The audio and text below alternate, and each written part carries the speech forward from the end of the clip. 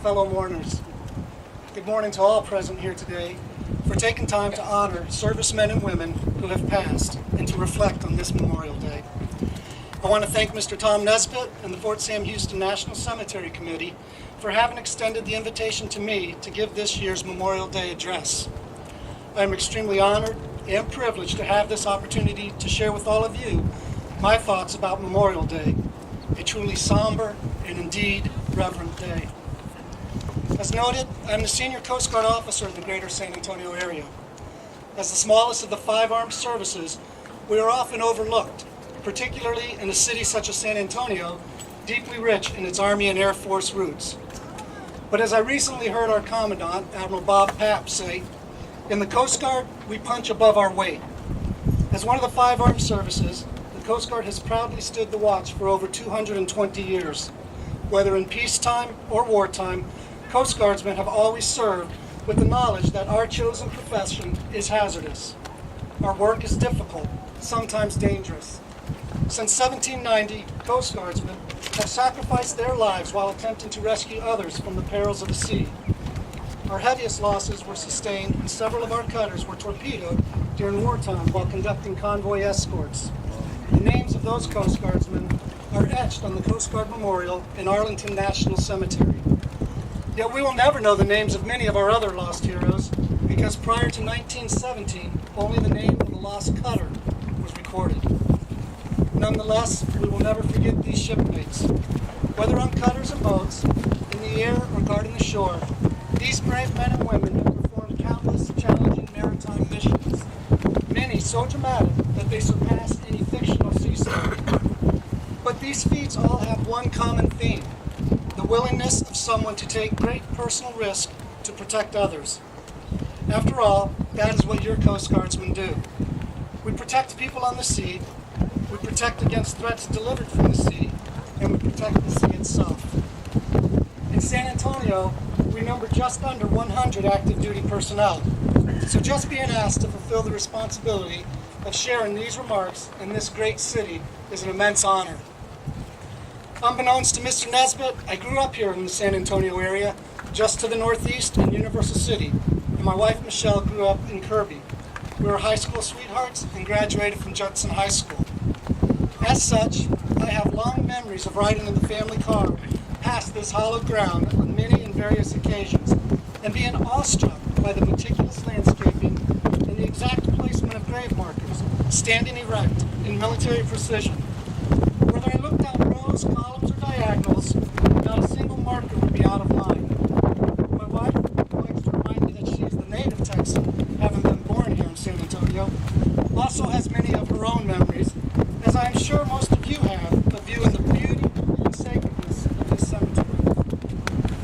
As for me, the son of a career Air Force officer who served just over 20 years, a Vietnam veteran, and one who cared deeply about our nation, my siblings and I were keenly aware of the sacrifices made by the Americans buried here, and our debt to them and to all the veterans of our nation.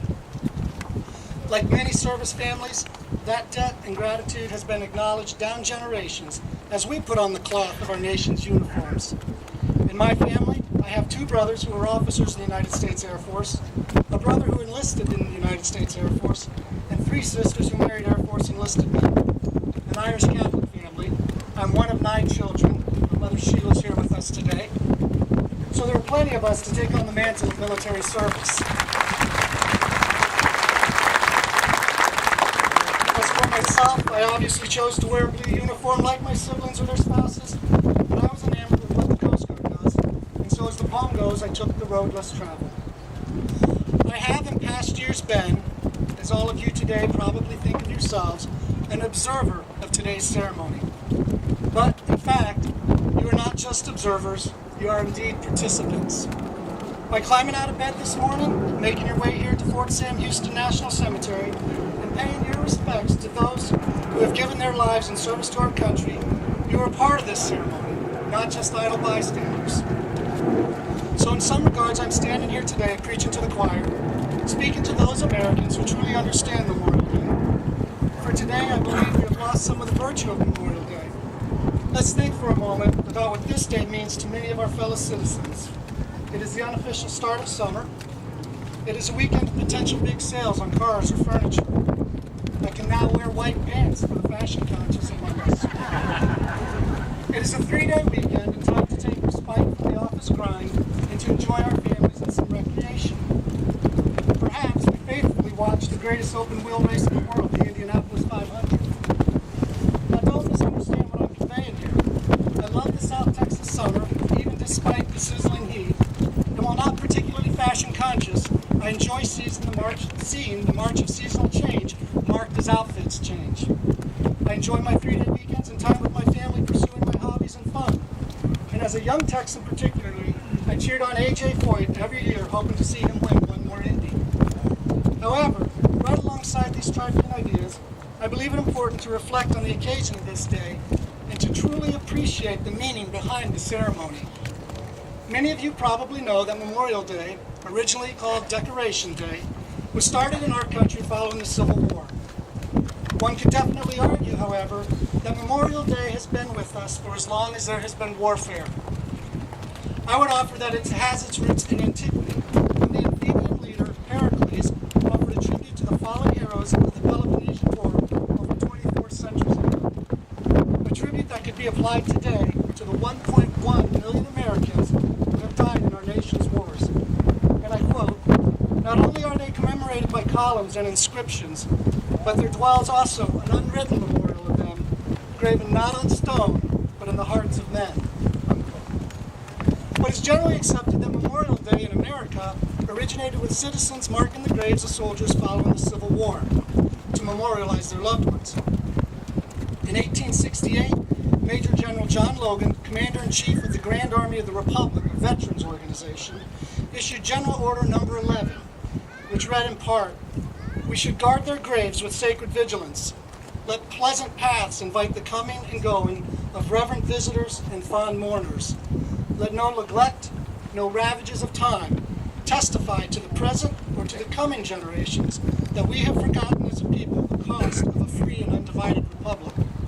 I think you will agree with me that the staff of Fort Sam Houston National Cemetery has certainly abided with this sentiment. This tradition of honoring the Civil War dead slowly grew, and following World War I, it expanded across our nation to recognize all of our war dead. It officially became a federal holiday and was named Memorial Day in 1971. I share all of this because it is important that we know and honor our history. But what about today? What does Memorial Day mean, and how do we mark its passing? You are here. You get it. Today is a solemn occasion. All of us here are pausing and honoring those who gave their lives in war in defense of our freedoms. In fact, we extend this reverence to all of our deceased veterans and pay homage to their sacrifices so nobly made during their service to the nation. All of us here have taken a moment from our busy lives to reflect upon, to appreciate, and to honor those who have gone before us.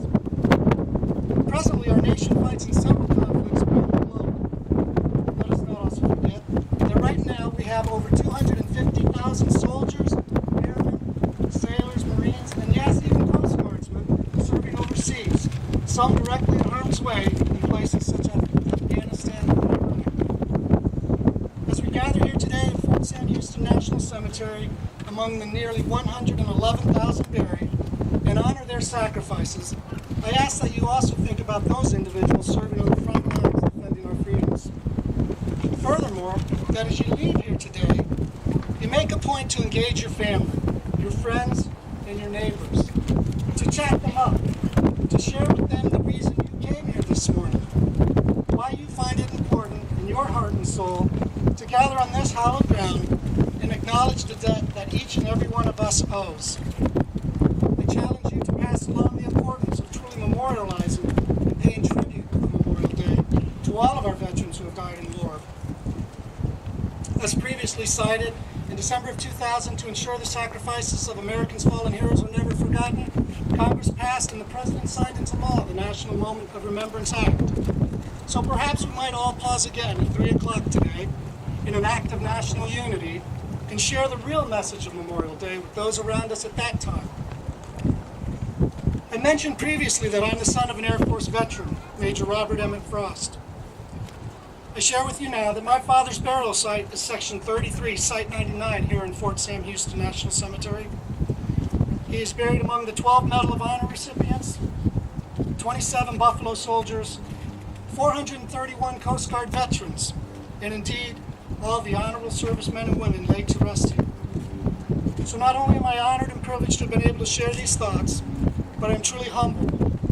Humbled to have had such an opportunity to honor my father and to reflect on his service. I would like to close my remarks this morning with a hymn, one published in 1867 to honor the war dead. It is a hymn that truly captures the essence, the spirit, indeed the holiness of this day.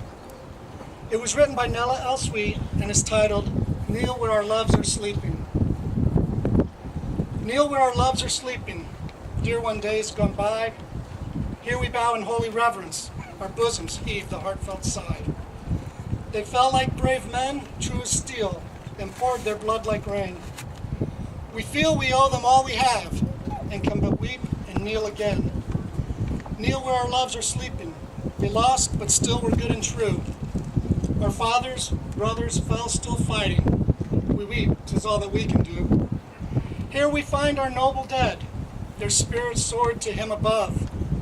Rest they now about his throne, for God is mercy, God is love. Then let us pray that we may live as pure and good as they have been. That dying we may ask of him to open the gate and let us in. Remember, Memorial Day is actually a day of national mourning, honoring those who gave their lives in our country's wars. However, it is this day that makes the other 364 days a year days that we as Americans can truly celebrate. Thank you. Thank you for being here today and participating in this Memorial Day service. Semper Paratus.